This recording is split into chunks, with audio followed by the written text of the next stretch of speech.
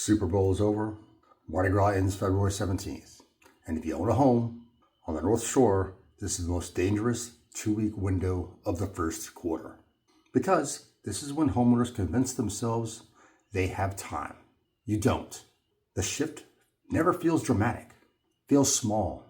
It feels like, maybe things are picking up. And by the time it feels obvious, you're competing inside it.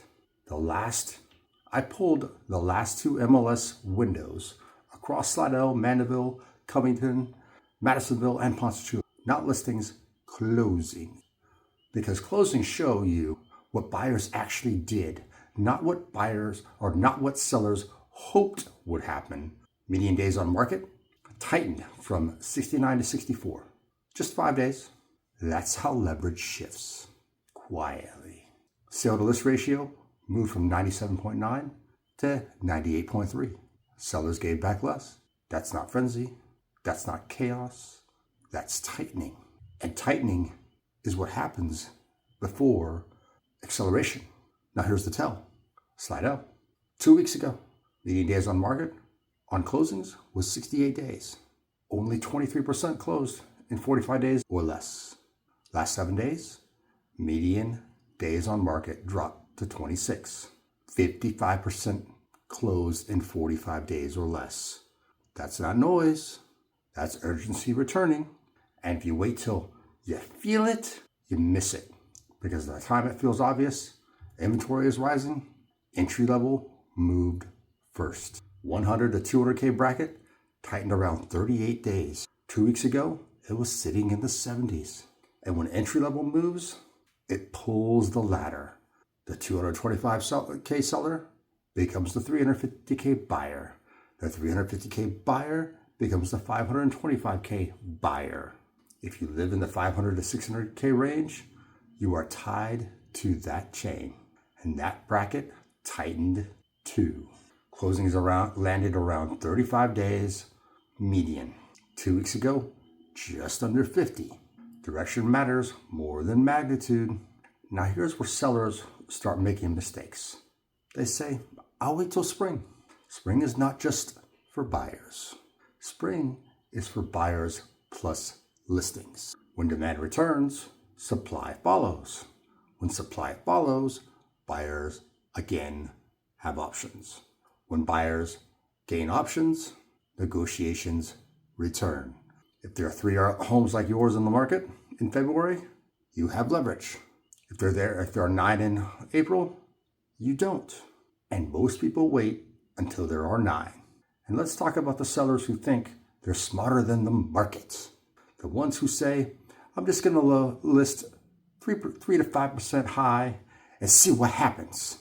Here's what happens. Nothing. You sit. You burn the first 2 weeks of momentum. And those first 2 weeks are where leverage lives. When your house sits on the market, buyers are watching. Agents are watching. First 10 to 14 days, your strongest position. That's when buyers think, maybe I need to make a move. When you're overpriced, you waste that window. In a tightened market, the right price gets absorbed. The wrong price gets compared. And compared homes. If 3 homes are priced correctly and yours is 4% high, you don't look slightly high, you look wrong. Buyers don't negotiate slightly wrong. They skip it, swipe right, or they wait. Finally reduce, you're not fresh anymore. You're stale. And stale listings negotiate from weakness. Most of the sellers who list high end up selling at the same number they would have sold had they priced it correctly. Most of the sellers who list end up selling at the same number they would have sold as if they had priced correctly. They just take a lot longer. They give up more in inspections. They give up more in concessions. They carry the house longer. That 3 to 5% ego experiment, it costs more than it gains every time. Overpricing doesn't protect equity. It exposes insecurity. Now back to city separation. Mandeville. Recent closings lean closer to full price behavior. But days on market stayed near the high 50s. Buyers will pay when the house is right. They will not rush aspirational pricing. Stretch and you sit. Stretch and you sit.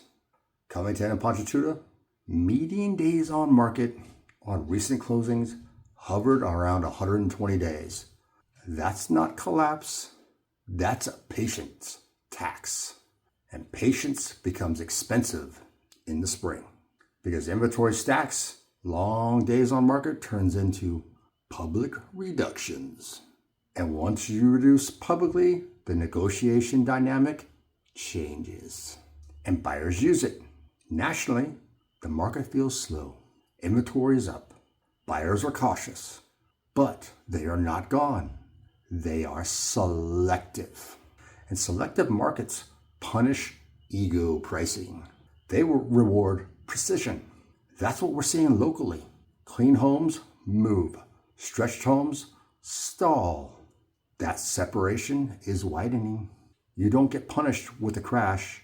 You get punished with math. More showings, more inspection leverage, more concessions, more carrying costs, then a price reduction.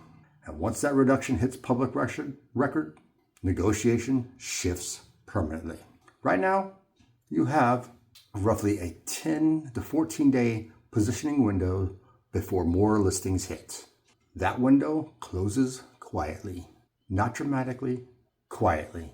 If you're going to act in the spring, act early. If you're going to test the market, test it before inventory builds.